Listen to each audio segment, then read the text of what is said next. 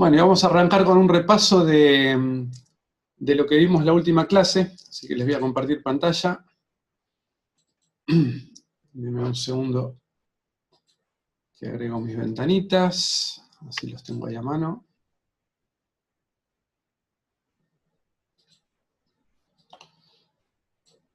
Muy bien. Ahí estamos. Bueno, el otro día nos quedamos en esta placa, hablamos de cómo, digamos, de cómo Jesús hacía la misión. Yo les conté que uno de los versículos de la Gran Comisión que a mí más me gustaba era el de Juan 20:21, justamente porque Jesús nos invitaba a hacer la misión tal cual la hizo Él. Como me envió el Padre, así también yo os envío, ¿no? Y en función de ese versículo como eje, estamos mirando en diferentes formas, o digamos, de qué manera Jesús hacía la misión. Lo primero que vimos el otro día, que Jesús también se preparó, a pesar de ser el Hijo de Dios, caminó el mismo camino que cualquiera de nosotros caminaría para hacer la misión. Y comenzó capacitándose. Desde muy pequeño estuvo capacitándose. Se bautizó, tuvo su tiempo de preparación de carácter a través de la tentación. Entonces vivió de alguna manera las etapas que después nos pidió a nosotros que también teníamos que hacer. Comienza a predicar, no se queda solo, no comete el error de ser llanero solitario, sino que forma un equipo que después lo sucedería y continuaría con la misión. Y nos enfoca también en la necesidad y la importancia de hacer discípulos. Y enseña a las multitudes y sana sus dolencias, ¿no? Y ahí nos quedamos, en este pasaje. Esta semana tenían para leer un libro que habla justamente de este tema, ¿no? De cómo hacer la misión desde la relación con las personas, ¿no? Y Jesús era una persona que enseñaba a las multitudes, sanaba sus dolencias, pero nunca de lejos. A veces tenemos la imagen de que se subía a la barca y se corría un poco, ¿no? Esto era simplemente para que no lo aplastaran. Pero tenemos un Jesús que pasaba tiempo con la gente. Si miramos en Mateo, capítulo 15, versículo 32, son pasajes súper archiconocidos que leímos 20.000 veces, entonces, y ya ustedes también seguramente los repasaron en la semana, entonces no vamos a entrar en grandes detalles, pero fíjense esto, ¿no? Dice, Jesús llamando a sus discípulos dijo, tengo compasión de la gente porque ya hace 3 días que están conmigo y no tienen que comer. Normalmente ponemos el énfasis en el milagro que ocurrió después, que tiene que ver con la multiplicación de los panes y los peces, ¿no? La alimentación de los 4.000. Pero fíjense que esa gente ya hacía 3 días que estaban con Jesús y Jesús tenía compasión de ellas. Entonces, esos 3 días no es que estaban ahí haciendo nada. Jesús estaba enseñándoles, estaba hablando con ellos, pasaba tiempo con ellos. O sea, la gente pasaba tiempo con Jesús y Jesús pasaba tiempo con la gente. Y en ese contexto es donde surgían los milagros, las sanidades, las personas liberadas, las personas salvadas. Yo quiero enfocarme en estos últimos 2 puntos, ¿no? De este Jesús que enseña a las multitudes, sana las dolencias y pasa tiempo con la gente. ¿Por qué? Porque cuando nosotros concebimos la misión desde nuestra perspectiva, muchas veces la misión tiene que ver con actividades, la campaña evangelística o el evento o la cuestión del impacto o a nivel social, bueno, el comedor o lo que sea, ¿no? Pero no tiene tanto que ver con pasar tiempo con la gente. Y este es un poco el enfoque que le dio Jesús. Jesús pasaba tiempo con la gente, pasaba mucho tiempo con la gente. Acá vemos en este pasaje que dice 3 días que están conmigo, ¿no? O sea, 3 días que estaban con él. Pero no fueron los únicos 3 días en 3 años. O sea, el libro de Lucas dice, si se hubieran escrito todas las cosas que hizo Jesús en 3 años, no alcanzarían todos los libros del mundo para contarlas. Entonces, esta era la rutina de Jesús. El pasar tiempo con la gente, el estar con la gente lo seguía, la gente lo buscaba, estaba ahí, enseñaba a la gente, sanaba a la gente. Entonces, este estar tiempo con la gente era la misión en sí que Jesús estaba haciendo. Vamos a ver ahora en un momento algunos detalles de esta misión, pero es importante que de alguna forma podamos migrar de actividades a personas cuando pensamos en la misión, tanto acá como en la China, ¿no? En todos lados. La misión, estar con la gente, compartir con la gente. vamos a ver que en ese ministerio, y en el ministerio que nosotros tenemos, hay algunas divergencias. Me refiero al ministerio de Jesús, al que nosotros usamos o estamos acostumbrados. Nosotros, por ejemplo, no es que esté bien o mal, simplemente es tratar de alinearnos con la forma en la cual Jesús hacía la misión, ¿no? De paso, saludo a todos los que entraron recién: Andrea, Ari, Paulo, Karen, Mirta, Pamela. Bienvenidos a Desafiados. Ya empezamos unos minutos antes, empezamos horario con el repaso anterior. Bueno, nosotros en la iglesia, cuando conseguimos la misión, separamos dos partes. Una es evangelismo. Vamos y hacemos lo que es la proclamación. Repartimos folletos en la plaza, hablamos casa por casa, nos paramos a dar un evento, una reunión evangelística, etc. Y por el otro lado, la acción social. Tenemos el comedor escolar, tenemos el comedor, tenemos este tipo de acciones que tienen que ver con solidaridad. Pero vamos a ver que Jesús tenía un enfoque de la misión un poco diferente. No había una división entre evangelismo y acción social, y esto es algo que quiero que miremos en los próximos versículos. Vamos a ver, por ejemplo, en Marcos 10,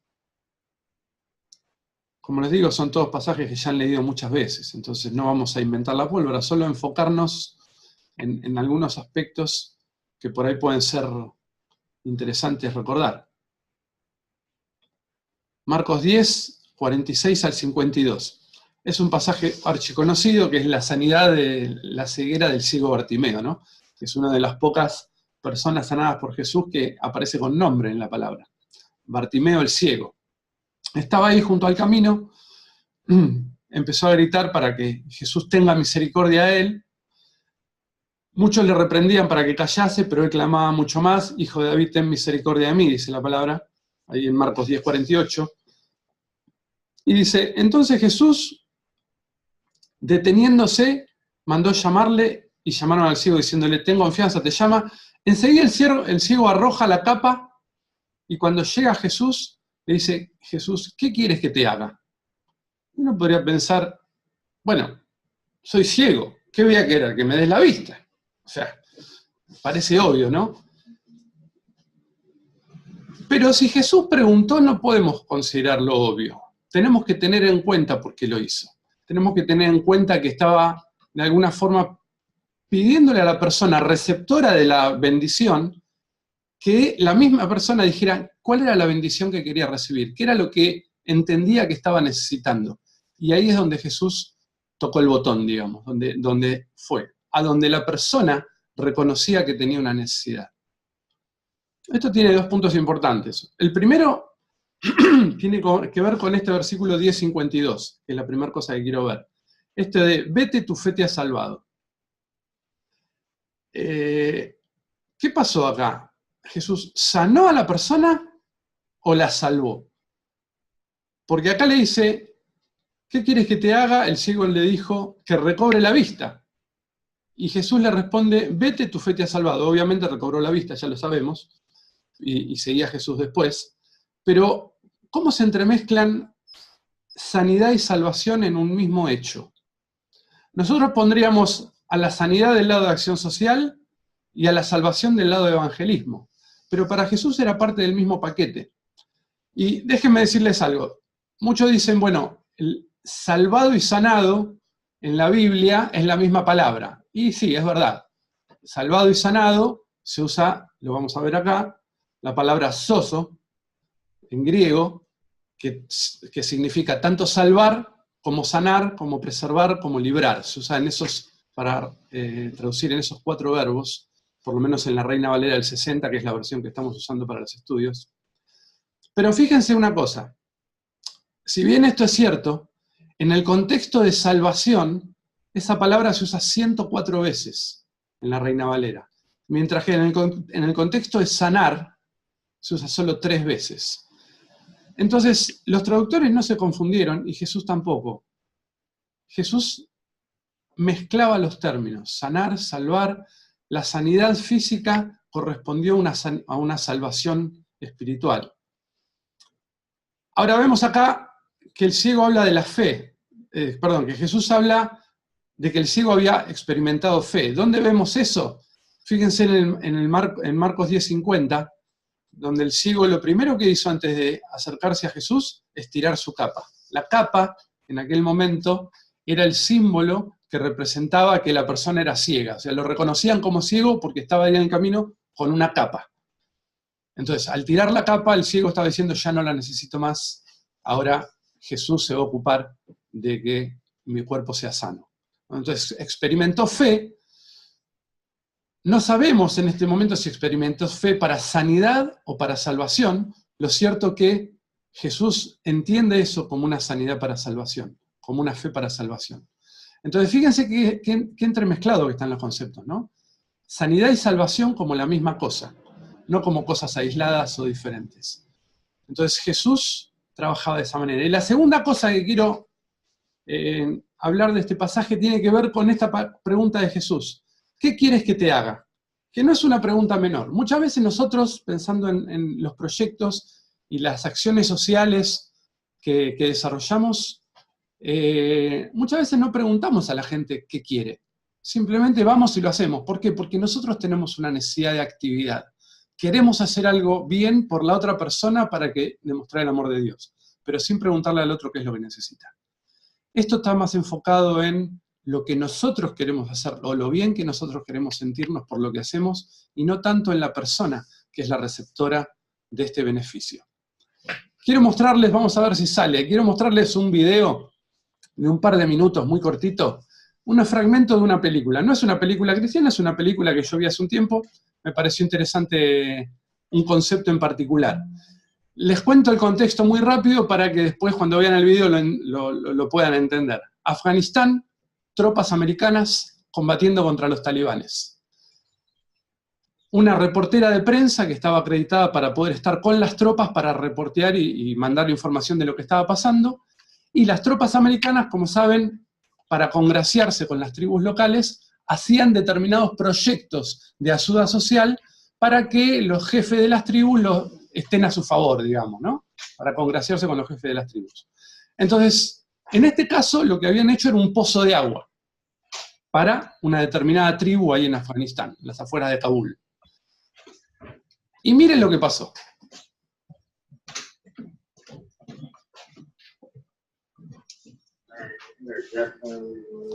Está subtitulado, aunque no escuchen bien el audio, lean los subtítulos.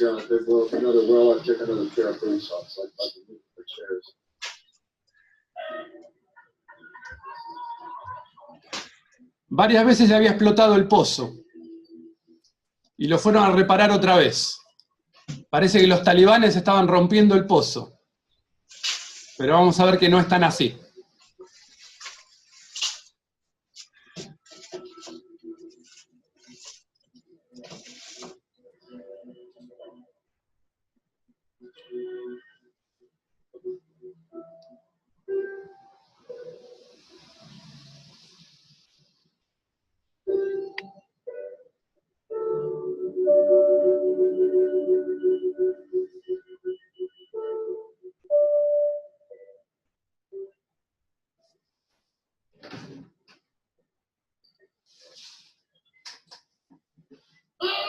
Jesus, sir.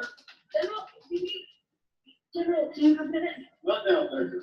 It's just, the Taliban haven't been destroying the well here. The women in the village are destroying it.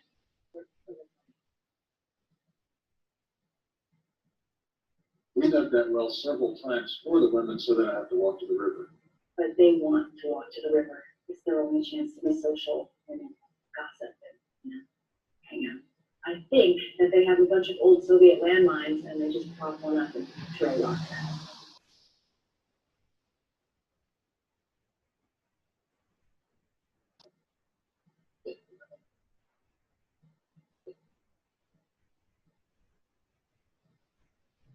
Kim, did you ever feel like you're manning that toll gate and the engineer's yelling, I got big iron, I got big iron?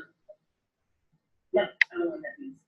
It's very folksy. Also, the women, obviously, they don't want the men to know about this, so they are hoping that you will just refuse to repair the well. They're in luck. That's exactly what I told them always. Well done, Baker.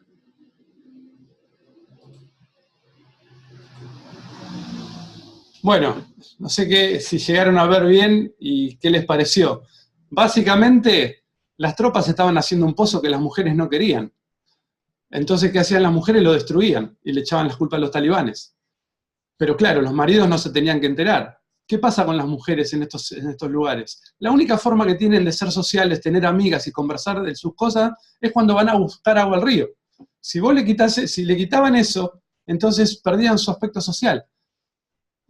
Pero nadie le preguntó a las mujeres si querían un pozo. Fueron y lo hicieron porque les parecía buena idea. ¿Me explico? Entonces, muchas veces nosotros hacemos lo mismo cuando hacemos acciones solidarias. No preguntamos a la gente. Como consecuencia, no llegamos a ninguna parte porque a lo mejor estamos haciendo cosas que la gente no necesita o no quiere. Por eso digo que cuando Jesús le dijo al ciego, ¿qué quieres que te haga? Era una pregunta relevante. No era una pregunta capciosa ni superflua. Era una pregunta relevante. Y así es que nosotros también, cuando vamos a desarrollar la misión con la gente, tenemos que mirar qué es la necesidad y enfocarnos en esa necesidad que ellos expresan, no que a nosotros nos parece que es necesario. ¿Se entiende la diferencia? Entonces, esa era la forma en la cual Jesús desarrollaba la misión, preguntándole a la gente, estando con la gente, hablando con la gente, enseñando a la gente, sanando a la gente. No tenía campañas evangelísticas, no tenía grandes proyectos ni estadios, pero estaba uno a uno con las personas. Cuando miramos Marcos 8:10, ¿me siguen? ¿Estamos bien? Bueno, espero que sí. Si alguno quiere dar un feedback para ver si está todo bien.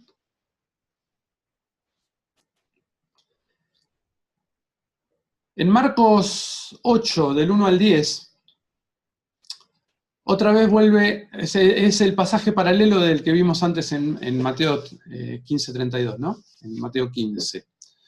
Entonces, lo mismo, ¿no? Jesús hacía 3 días que estaba enseñando a la gente y en ese contexto les dio de comer. Entonces, de alguna forma, evangelismo y acción social fueron parte del mismo proyecto.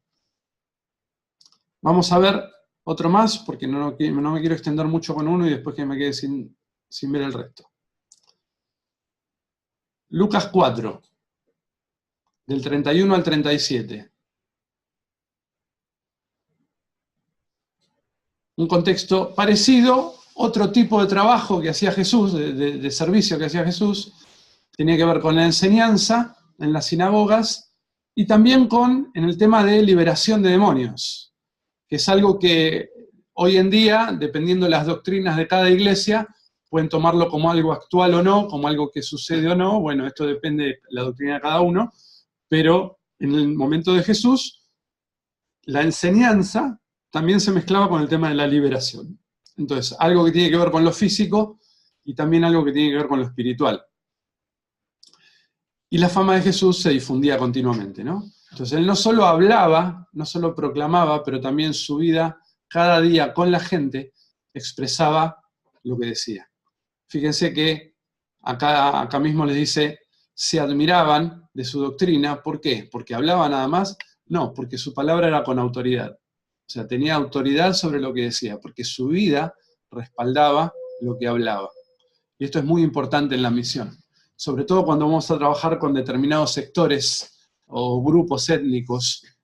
Yo, como saben, estoy más enfocado en todo lo que tiene que ver con trabajo con musulmanes. Ahí la integralidad es absoluta, entonces no te van a escuchar si tu vida no expresa lo que vos decís, en ningún momento. O sea, enseguida huelen las ratas y las rechazan.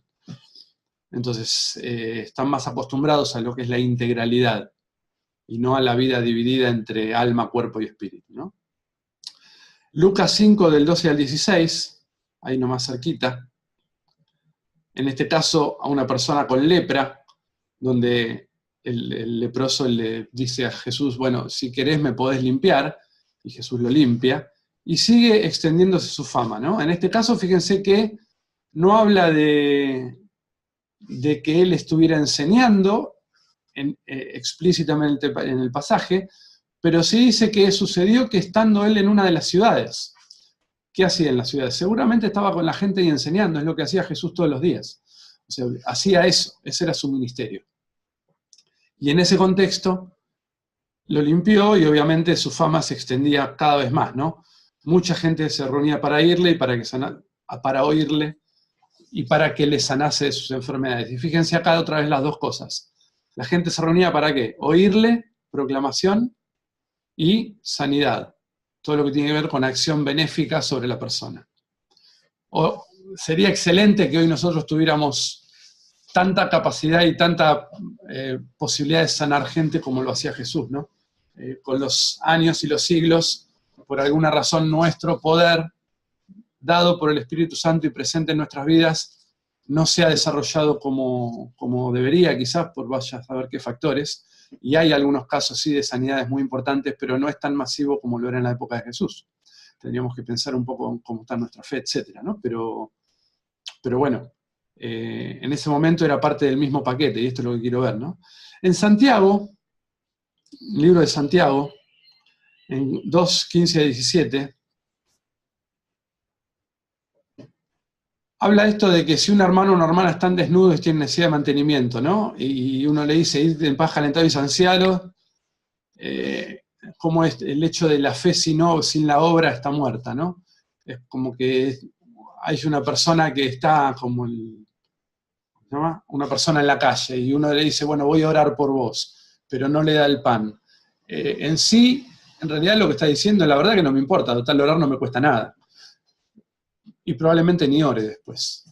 Pero la integralidad de Jesús, de decir, bueno, no podemos hablar del reino de Dios a una persona que está desnuda y hambrienta, que primero darle el pan, darle el vestido y entonces sí hablarle del reino de Dios. No por comprar su decisión hacia el reino, no por ganar influencia en que él tenga que tomar una decisión o aceptar algo por lo que nosotros le damos, en absoluto. Esto no es la misión. Pero sí cubrir sus necesidades por amor, porque la persona está necesitando algo específicamente. Entonces, en este sentido, si bien aquí Santiago está hablando de la familia de la fe, ¿no? Habla de hermanos o hermanas, y sabemos que la palabra habla de primero los hermanos, la familia de la fe, pero esto no es exclusivo para la familia de la fe, la misión es fuera de la familia de la fe, ¿no es cierto? Mateo 3:5, 13-16.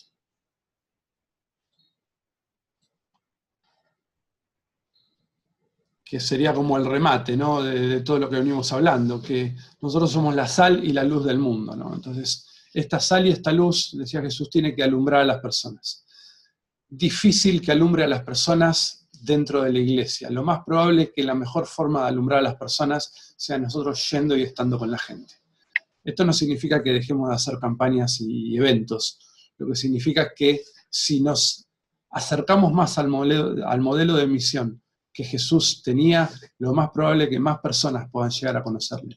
Con lo que somos, con lo que sabemos hacer, con lo que tenemos. Acercarnos y estar con la gente. Y esta realidad o este concepto tiene un corolario. Y tiene un corolario que tiene que ver con las actividades en la iglesia. Cuando nosotros tenemos una gran cantidad de actividades dentro de la iglesia, probablemente tengamos mucho menos tiempo para pasar con nuestros amigos, nuestros vecinos, nuestros parientes y aquellos a los cuales queremos alcanzar. Entonces, no es una crítica, nosotros no estamos aquí para criticar un sistema, el sistema está como está, y está bien, y Dios lo bendice, pero solamente para repensar que quizás, si enfocamos estos conceptos de la manera que Jesús lo hacía, probablemente la misión se desarrolle con más normalidad y con más amplitud. Entonces, este tema de evangelismo de acción social, para Jesús era más o menos la misma cosa. Era parte de la vida cotidiana con la gente. Nosotros ahora le ponemos un nombre, le llamamos misión integral. Le tuvimos que poner el nombre integral para separarlo de lo que es la misión que es solo proclamación. Porque la misión se había vuelto tan exclusivamente proclamación que separamos un poco las cosas y perdimos la integralidad con la cual Jesús lo hacía. Entonces ahora le ponemos el adjetivo acá, al lado, para volver a lo que era la missio Dei, la misión de Dios, la misión completa, la misión que Jesús hacía con la gente. El libro que tuvieron que leer en esta semana trata de estos temas y por eso hoy estamos enfocando este aspecto en particular, de cómo Jesús hacía la misión. Como me envió el Padre, como Jesús envió al Padre, así también nos envió a nosotros. Entonces, ¿qué es esto de misión integral? ¿Qué es la misión Dei, la misión de Dios? Básicamente es amar a las personas, es estar con la gente, es relacionarse con la gente. No tener miedo que la gente del mundo, no, Dios nos mandó al mundo para que estemos ahí. Mejorar la calidad de vida de las personas, mejorar su dignidad. Cuando Dios nos rescató a nosotros, nos rescató para volver a lo que era el Edén antes de la caída, volver a lo que era la creación original, con toda la dignidad en todas las áreas que eso tiene. Entonces nuestro mandato y nuestro llamado también es para restaurar o para ser medios de restauración de las personas en todas las áreas. Transformar la sociedad, ahí tenemos el pasaje a la izquierda, Mateo 13, ¿no? Nosotros somos la sal y somos la luz. Si nosotros no preservamos y transformamos la sociedad, ¿quién lo va a hacer? Si nosotros no salimos a las calles para luchar en contra del aborto, ¿quién lo va a hacer? ¿Quién lo va a hacer? Nosotros como hijos de Dios somos los que tenemos que ser proactivos en esa transformación de la sociedad para la gloria de Dios. Y comunicar y vivir los valores del reino. El estar con la gente significa comunicar y vivir los valores del reino. Lo que pensamos, lo que creemos, lo que sentimos, lo que aprendimos y en qué creemos. Esto es comunicar y vivir los valores del reino a la gente. ¿Qué más hacía Jesús en su ministerio? ¿Cómo estamos hasta acá? ¿Me siguen? ¿Están todos ahí? Bueno, vamos a avanzar entonces, ya nos quedan unos minutitos más. Y en cualquier momento ya espero, si todo va bien, que tengamos a Nora con nosotros. Vamos a ir al resto de lo que hacía Jesús, porque Jesús no solamente estaba con la gente, pero Jesús también entrenaba a sus discípulos. Este estar con la gente era el entrenamiento de sus discípulos, sin lugar a dudas, porque estaban con él. Pero específicamente Jesús habla de que en un momento, o en varios momentos seguramente, subió al monte y se sentó con sus discípulos. Entonces, no solamente enseñaba a la gente, a las multitudes, pero también tenía tiempo con sus discípulos, en un entrenamiento más personalizado, más ameno y más relacionado con lo que él quería pasarles, cuál era la antorcha que él quería pasar para que ellos continuaran, ¿no? Entonces, ese tiempo de entrenamiento con sus discípulos. Interesante que este tiempo de entrenamiento en particular, en estos pasajes, en este pasaje en particular que estamos viendo, es la introducción para el Sermón del Monte, que llevó 3 capítulos en Mateo, y donde se habla prácticamente de todas las áreas de la vida cristiana y de cómo manejarlas. Entonces, es como un entrenamiento intensivo que hizo Jesús arrancando nomás el ministerio público, con sus discípulos. Después la gente lo estaría esperando ahí abajo, ¿no? Y siguió pasando el tiempo con la gente. Pero se subió al monte y se sentó ahí con los 12 y comenzó a enseñarles. Después envía a sus discípulos, o sea, no solo les dio la teoría, no solo estuvieron con él junto con la gente, pero también los dejó solos en un momento y los envió a ver qué pasaba, que empezaran a experimentar lo que habían aprendido, ¿no? Y vemos en Mateo 10, por ejemplo, Mateo 10:5, como dice, a estos 12 envió Jesús, y les ordenó: sanad enfermos, limpiad leprosos, resucitad muertos, de gracia recibiste, dad de gracia. Entonces, hay otros aspectos en el pasaje que no vamos a abarcar ahora, pero lo cierto es que básicamente lo que está diciendo es: vayan, estén con la gente y hagan lo que yo hacía. Reproduzcan el modelo que vieron durante todo este tiempo. Y en Lucas 10, se me perdió Lucas.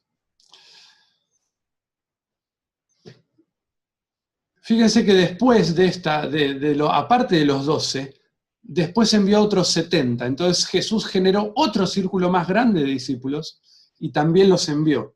Entonces estaban los 3, los 12, los 70. Jesús tenía grupos de entrenamiento, como diríamos, grupos de discipulado, y después los enviaba a hacer el trabajo. Esto es muy importante, ¿no? Porque a veces nosotros trabajamos solos y después nos cuesta pasar la posta porque no tenemos a quién pasársela. Pero Jesús entrenaba y enviaba, y siempre con la consigna, ¿no? La mies es mucha y los obreros pocos. Siempre los obreros son pocos con respecto a aquellos que están esperando la palabra de Dios. Vamos a avanzar un poquito más, ya la tenemos a Nora en línea. Los recibe y escucha sus experiencias. No solo se quedó con enviarlos, enviarlos para que ellos experimentaran cómo era hacer la misión, pero también cuando vuelve, los escucha, pasa un tiempo con ellos. Sería lo que es, nosotros ahora le llamamos debriefing, ¿no? O rendición de cuentas, o contar lo que pasó, digamos, contar cómo fue, pulirlo, trabajar ideas para que la próxima vez pueda ser mejor. Y esto era parte también del ministerio de Jesús. Dice en Lucas 10:17, volvieron los 70 con gozo diciendo, Señor, aún los demonios se nos sujetan en tu nombre. Entonces, el ministerio público que habían tenido sin Jesús, porque con Jesús era más fácil, ¿no? Él está ahí, cualquier cosa lo tenemos ahí, pero sin Jesús, esto les causaba un gozo tremendo a los obreros, a los discípulos. Y era muy, muy bueno y muy importante que cuando volvieran Jesús escuchara lo que estaba pasando, ¿no? Y Jesús le decía, yo veía a Satanás caer del cielo como un rayo. Básicamente le estaba diciendo, lo que ustedes hicieron causó un efecto en la eternidad, causó un efecto en los cielos, y de esta manera, en los cielos, y de esta manera los empoderaba, los animaba a seguir adelante, ¿no? Esto es parte también del proceso de discipulado, de entrenamiento, y de trabajo en la misión como Jesús la hacía. Y no solo los entrena, los envía, los recibe, escucha sus experiencias, sino que en este contexto de ya obreros más entrenados, más experimentados y con más gozo en el corazón por el servicio que estaban brindando, y en ese contexto se manifiesta a ellos de una manera más profunda. Empiezan a conocer a un Jesús que antes no conocían, como consecuencia de esta experiencia de servicio. Fíjense en Mateo 14, yo sé que son muchos conceptos juntos, ¿no? Y que a veces es demasiado, pero bueno, no tenemos todo el tiempo, entonces yo se los tiro, pero después vayan masticándolos, quizás volviendo otra vez a mirar el video en YouTube más tarde, y volver otra vez a ver todo este proceso del como me envió el Padre, así yo también los envío a ustedes. Mateo 14:25, vemos a Jesús andando sobre el mar. Ellos todavía no habían visto esto. Esto era algo muy raro, de hecho se asustaron, pensaron que era un fantasma. Pero Jesús se empezó a manifestar a ellos de una manera que antes no lo hacía. Que empiecen a conocerlo un poco más profundamente, que empiecen a ver ese poder de Dios manifestado aún en las fuerzas naturales. En Lucas 9, 28 y 29, ¿qué pasó?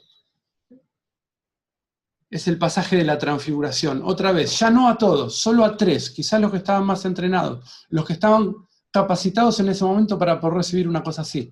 Se transfiguró delante de ellos, cambió su apariencia, vestido blanco y resplandeciente. Empezaron a ver la otra dimensión de Jesús, la que la gente no veía. Y saben, cuando un misionero va al campo tiene muchas de estas experiencias. Empieza a conocer a Jesús en otra dimensión, en una dimensión que antes no había descubierto y que solo es posible en medio del servicio activo, en el campo de batalla, en el lugar donde está la gente, en donde ocurren estas cosas y en donde Jesús responde a aquellos que son fieles a su llamado.